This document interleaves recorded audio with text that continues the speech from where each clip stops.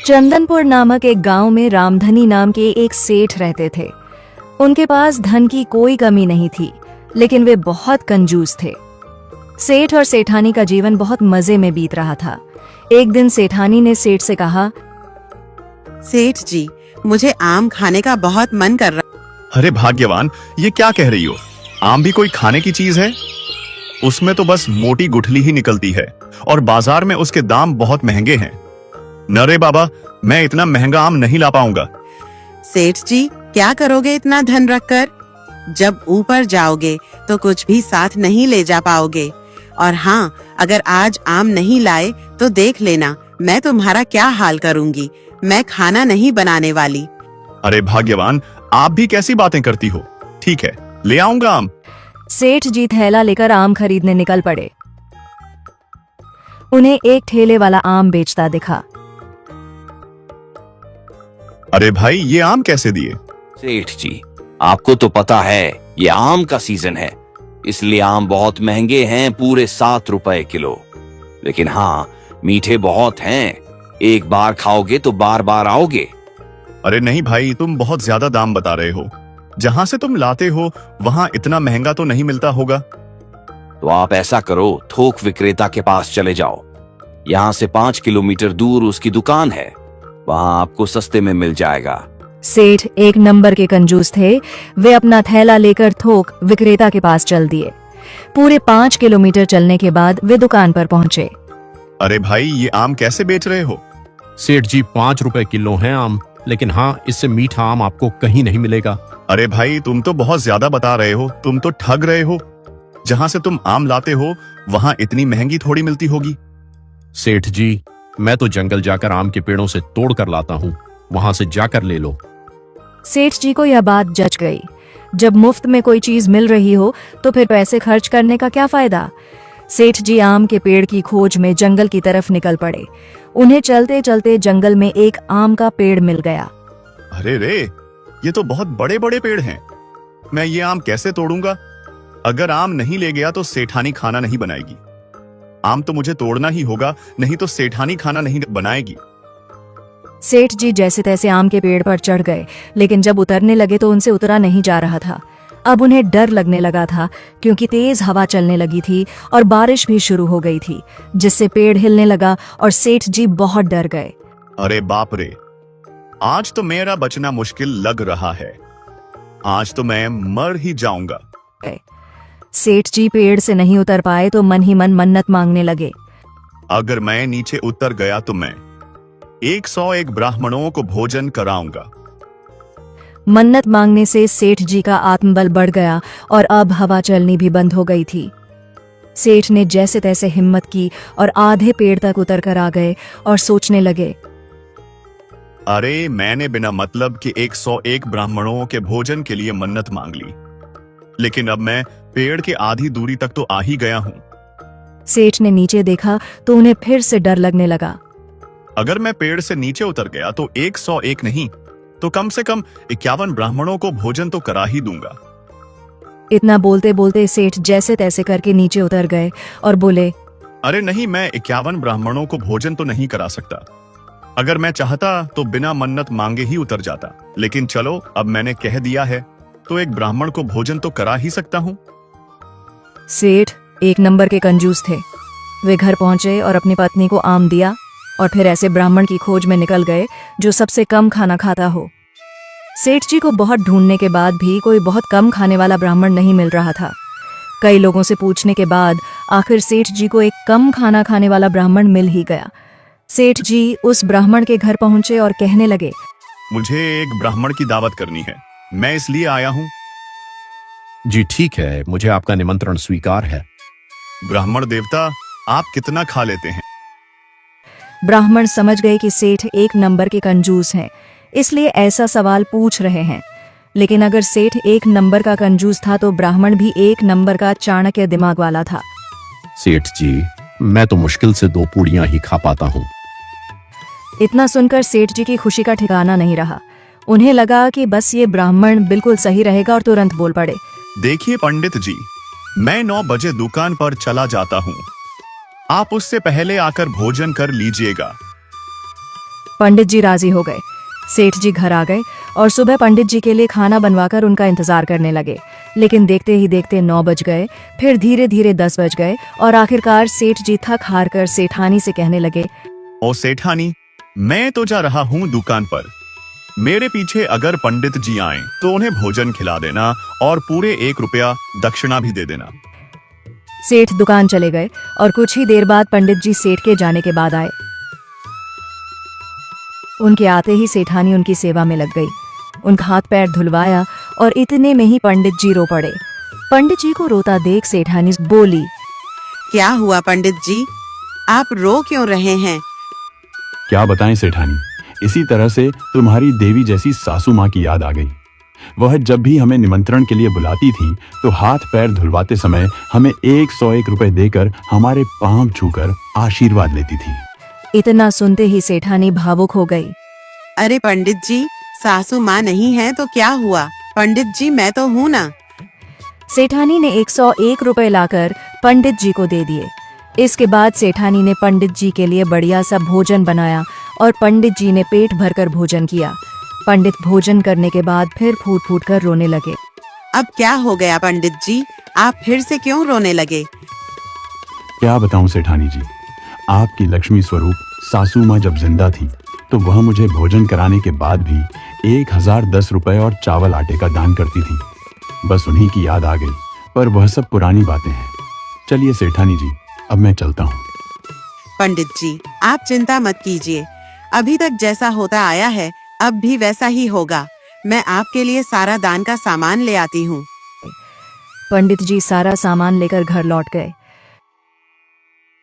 शाम के समय जब सेठ जी घर आए तो सेठानी से पूछा, क्या हुआ भाग्यवान, पंडित जी आए थे, तुमने उन्हें भोजन कराया कि नहीं? मैंने उन्हें भोजन तो अच्छे से करा दिया, लेकिन वह बार बार रो रहे थे। पंडित जी को सासू माँ की याद आ रही। क्या मतलब सासू माँ की याद आ रही थी? बताओ तो सही।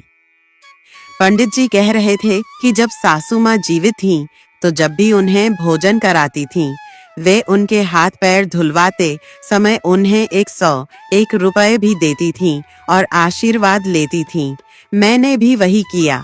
हाँ, और उसके बाद पंडित जी को सासू माँ की याद फिर से आ गई। जब वे भोजन कर रहे थे, कहने लगे कि सासू माँ भोजन के बाद भी 1010 रुपए और चावल आटे का दान करती थीं। मुझे लगा हमें उनकी कमी नहीं खलनी चाहिए, इसलिए मैंने भी वैसे ही दान दक्षिणा दे दी। सेठ यह सुनकर चौंक गए और बोले, तुमने 101 रुपए दे दिए? सेठ का खून खौल उठा।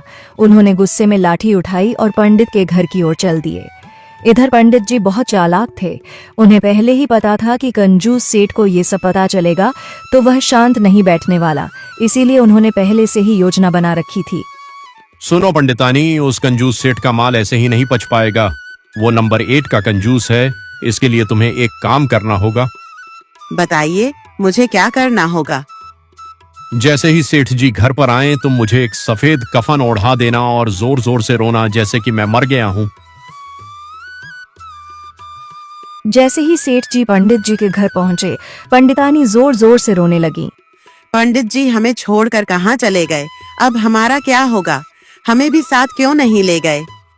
सेठ यह सुनकर बहुत घबरा गया। अरे क्या हुआ पंडित जी को? सुबह तो अच्छे भले थे, लेकिन जब से सेठ जी के घर से दावत करके आए हैं तब से उल्टी दस्त हो रही थी और अब तो हमें छोड़कर ही चले गए। मेरे पास इनके दाह संस्कार के भी पैसे नहीं हैं। सेठ यह सुनकर बहुत घबरा गया। अब मेरा क्या होगा? ये लो कुछ रुपए, आप इनका जल्दी से दाह संस्कार करवा लीजिए। बाकी जरूरत का सामान मैं घर पहुंचा दूंगा। आप बिल्कुल भी परेशान मत होना। डर के मारे सेठ जी ने पैसों के साथ साथ 5 महीने का राशन भी पंडितानी के घर भिजवा दिया।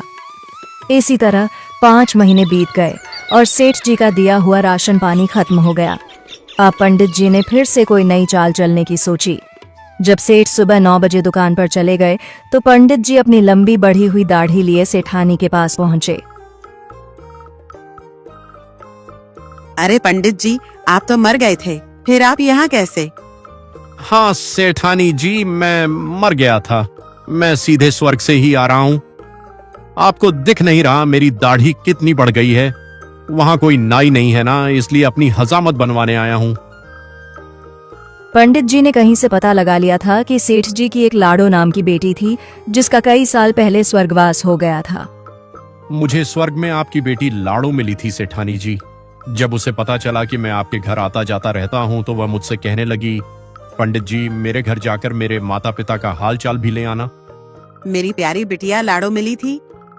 हाँ सेठानी जी, तभी तो मैं आपको लाड़ो का हालचाल बताने आया हूँ। वैसे सेठ जी कहाँ हैं, दिखाई नहीं दे रहे हैं। सेठानी ने सारी बातें भावुक होकर सुनी और पूछा, कैसी है मेरी लाड़ो बिटिया? क्या ही बताऊं सेठानी जी, लाड़ो तो बहुत कमजोर हो गई है। वहां कोई अच्छा इंतजाम नहीं है, उसे कुछ खाने को नहीं मिल पा रहा है। आप खुद ही देख लीजिए मेरी दाढ़ी कितनी बढ़ गई है। वाह पंडित जी, आपने बहुत अच्छा किया जो मेरी लाड़ो का समाचार लेकर आए। देखिए सेठानी जी, अब मैं कुछ देर में वापस स्वर्ग जाने वाला हूँ। आपको जो भी लाड़ो को देना हो वह मुझे दे दीजिए, मैं जाकर लाड़ो को दे दूंगा। अब सेठानी ने बहुत सारा सामान बांधकर पंडित जी को दे दिया और पंडित जी सारा सामान लेकर अपने घर लौट गए। शाम के समय सेठ जी जब घर आए तो सेठानी ने उन्हें कुछ नहीं बताया। उधर सेठानी का दिया राशन पंडित जी ने 2 महीने चला दिया और जब राशन खत्म हो गया तो पंडित जी फिर से सेठानी के पास चल दिए। सेठानी ने पंडित जी को देखा और खुश होकर बोली, क्या हाल चाल है पंडित जी? हाल चाल बहुत बढ़िया है सेठानी जी। अब तो आपकी बेटी लाड़ो तंदुरुस्त हो गई है। आपका दिया हुआ सामान देखकर बहुत खुश हो गई थी। और अब तो आप नानी बन गई हैं। आपकी बेटी लाड़ो को लड़का हुआ है। अब तो सेठानी की खुशी का ठिकाना नहीं रहा। अच्छा, हाँ हाँ, आपकी बेटी ने बोला था कि मेरी अम्मा से कह देना कि लड़के के लिए कुछ कपड़े और कुछ सामान भेज दें। और हाँ, उसने दावत का भी इंतजाम किया है, तो राशन भी लगेगा थोड़ा। सेठानी ने पंडित जी के कहे अनुसार जरूरत का सारा सामान पंडित जी को दे दिया और बोली, पंडित जी मेरी लाड़ो को कह देना कि उसकी अम्मा उसे बहुत याद करती है। क्यों नहीं सेठानी जी, जरूर कह दूंगा। इतना कहकर पंडित जी वहां से निकल गए। तभी अचानक किसी काम से सेठ जी घर पर आ गए और देखा कि सेठानी घर के बाहर खड़ी हैं। क्या हुआ? यहाँ पर क्यों खड़ी हो? कोई आया था क्या?